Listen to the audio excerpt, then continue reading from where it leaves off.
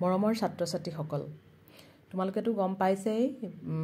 Class 6ৰ কিতাপখন অসমীয়া কিতাপখন মানে চেঞ্জ হৈছে সলনি হৈছে গম পাইছা নহয় ন এতিয়া তোমালোকক নতুন সেশন আৰম্ভ হৈছে যেতিয়া নতুন কিতাপো আহিছে অসমীয়াৰ কিতাপখন এতিয়া সেই কিতাপখনৰ নাম হৈছে উন্মেষ প্ৰথম ভাগ ষষ্ঠ শ্ৰেণীৰ বাবে পাইছানে তোমালোকে এইখন কিতাপ পাইছা ন এতিয়া চোৱা এইখন কিতাপৰ তোমালোকক মই প্ৰথম পাঠৰ পৰা আৰম্ভ কৰিম প্ৰথম যোনটো পাঠৰ ৰবা চাই আছো মই সেইখিনি চাই যোৱা সূচীপত্ৰখিনি প্ৰথম চাই যাম হা আমি সূচীপত্ৰখিনি চোৱা সূচীপত্ৰখনত কি আছে পাঠৰ নাম কি দিছে প্ৰথমতে প্ৰথম পাঠটোৰ আছে আমাৰ দেশ কবিতা সহা আৰু সিংহ পঞ্চতন্ত্ৰৰ সাধু পুথি অধ্যয়ন প্ৰবন্ধ ৰুগৈ বোলা গছৰ পুলি নাটিকা ৰিমঝিম বৰষুণ আহে হেতু পদ্য বৈজ্ঞানিক মানসিকতা আৰু আমাৰ সমাজ প্ৰবন্ধ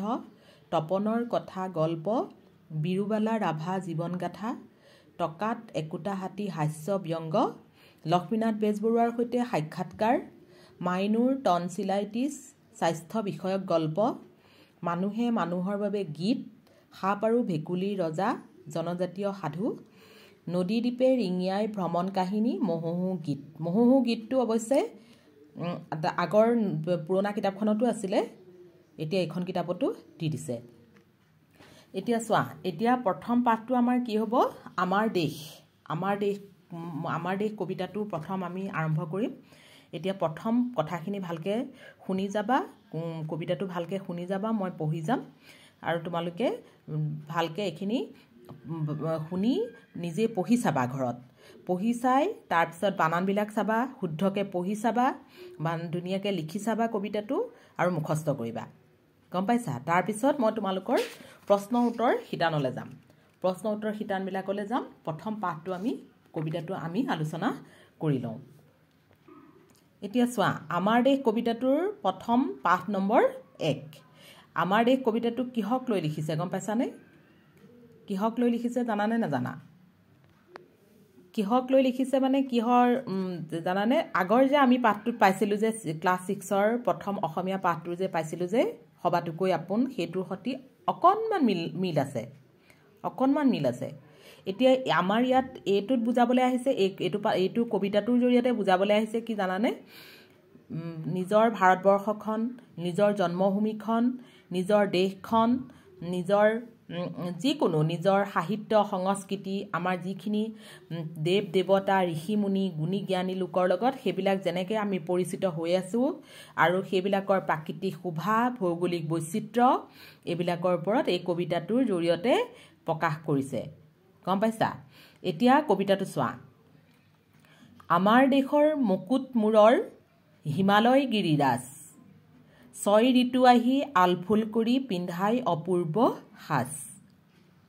পাতকায়ে মেলে কোলা চুলিতাৰি অৰুণ উদয় তাত লুইতে পখালি চৰণ দুখনি দিয়ে ৰিহাখনি গাত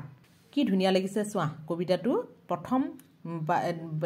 দেশানা লাইনকেইটা কিমান ধুনীয়া আমাৰ দেশৰ মুকুট মূৰৰ হিমালয় গিৰিৰাজ হিমালয় পৰ্বতৰ নাম শুনিছা নহয় দেখিছা হিমালয় পৰ্বতৰ কথা কৈছে 6 ঋতুৰ নাম জানা নহয় গ্ৰীষ্ম বৰ্ষা শৰৎ হেমন্ত শীত বসন্ত সেইখিনি সেই অপূৰ্ব সাজযোৰ পিন্ধাইছে আমাক হয়নে তাৰ পিছত পাতকায়ে মেলে কোলা চুলিতাৰি পাতকায়ে পৰ্বতৰ নাম শুনিছা নহয় অৰুণ উদয় তাত দেখিছা কি ধুনীয়াকে দিছে লুইতে পখালি চৰণ দুখনি দিয়ে ৰিহাখনি গাত তাৰ পিছত ইটো চোৱা শুকুলা পাতৰ ৰিহা মেখেলাই জেউতি চৰাই গাৰ কুলু কুলু কৰি আহে জানজুৰি লয় হাতে খৰি হাৰ শুভিছে বুকুত খাচিয়া পৰ্বত বৈছে অমিত ধাৰা আৰু কটগিৰি আছে শোভা কৰি আচলত নাচে তৰা আমাৰ দেশৰ ৰূপ মনোহৰ তাৰ যে উপমা নাই অসমা সুষমা মুনি মনোৰমা আমাৰ চেনেহী আই নানা গুণগান সুমধুৰ নাম পুৰাণত ভাৰতত দেৱভূমি বুলি আমাৰ দেশেই জিলিকিছে জগতত শুদ্ধ মনে চিত্তে ৰূপে ৰসে গীতে ধনে ধানে পুষ্পে ভৰা স্বৰ্গতো অধিক আমাৰ দেশেই সৃষ্টি পাতনিৰে পৰা নুগুছে হেঁপাহ চাওঁ চকু ভৰি ভুৱন মোহিনী বেশ অসম অসম সোণৰ অসম জননী আমাৰ দেশ। কি ধুনীয়া কবিতা লিখিছে চোৱা, কিমান ভাল লাগিছে। কোনে লিখিছে? অতুল চন্দ্ৰ হাজৰিকা, হয়নে? অতুল চন্দ্ৰ হাজৰিকা। এতিয়া অতুল চন্দ্ৰ হাজৰিকা দেৱে লিখা কবিতাটো কিমান ধুনীয়া কবিতা চোৱা, কবিতাটো কিমান ভাল লগা কবিতা। গোটেই আমাৰ অসমখনক লৈ লিখিছে, আমাৰ ভাৰতবৰ্ষখনক লৈ লিখিছে, কিমান ধুনীয়াকৈ বৰ্ণনা কৰি দিছে। এতিয়া আমি কবি পৰিচয়টোলৈ যাওঁ। কবি পৰিচয়টো চোৱা, কবি পৰিচয়টোত চাবা, কবি পৰিচয়ত আছে অতুল চন্দ্ৰ হাজৰিকা 1903 চনত জন্ম হৈছিলে, 1986 খ্ৰীষ্টাব্দত মৃত্যু হৈছিলে। এগৰাকী তেওঁ কবি আছিলে, নাট্যকাৰ, গদ্য লেখক আৰু শিশু সাহিত্যিক। তেওঁ 1959 খ্ৰীষ্টাব্দৰ অসম সাহিত্য সভাৰ ৭বিংশতিতম অধিৱেশনৰ সভাপতিৰ আসন অলংকৃত কৰিছিলে। তেওঁ 1969 খ্ৰীষ্টাব্দত মঞ্চলেখা গ্ৰন্থৰ বাবে সাহিত্য একাডেমী বঁটা লাভ কৰিছিল। অসম সাহিত্য সভাই তেওঁক 1982 খ্ৰীষ্টাব্দত সাহিত্যাচাৰ্য উপাধিৰে সন্মানিত কৰিছিলে। তেওঁৰ সাহিত্য কীৰ্তিসমূহৰ ভিতৰত টিকেন্দ্ৰজিৎ, নন্দদুলাল, নৰকাসুৰ আদি নাটক, মানিকী মধুৰী, ৰুণুক জুনুক, ফেঁহুজালি আদি কবিতা পুথি, এণ্ডাৰছনৰ সাধু, উৎসৱৰ ভোগজৰা, উৎসৱৰ ৰংচৰা আদি গ্ৰন্থ উল্লেখযোগ্য। এইজনা সাহিত্যিক 1971 খ্ৰীষ্টাব্দত ভাৰত চৰকাৰৰ তৰফৰ পৰা পদ্মশ্ৰী সন্মানেৰে বিভূষিত হৈছিলে। কিমান চনত? 1971 খ্ৰীষ্টাব্দত। মই ইয়াৰ পৰাও তোমালোকক প্ৰশ্নৰ উত্তৰ দিম, কিছুমান লিখি ল'বা, পিছত মই দিম, লাহে লাহে দিম, কমাই কমাই দিম, তেতিয়াহে তোমালোকে পঢ়িবলৈ সময় পাবা। এতিয়া কবিতাটো মই পঢ়ি দিছোঁ ধুনীয়াকৈ, তোমালোকে শুনিছা এতিয়া নিশ্চয়, ভালকৈ পঢ়িবা, এইখিনি পঢ়ি মুখস্থ কৰিবা, বানানবিলাক শুদ্ধকৈ পঢ়িবা, শুদ্ধ উচ্চাৰণেৰে কবিতাটো পঢ়িবা। কালি মই তোমালোকক প্ৰশ্ন উত্তৰ এই পাঠভিত্তিক ক্ৰিয়াকলাপখিনি মই দি দিম।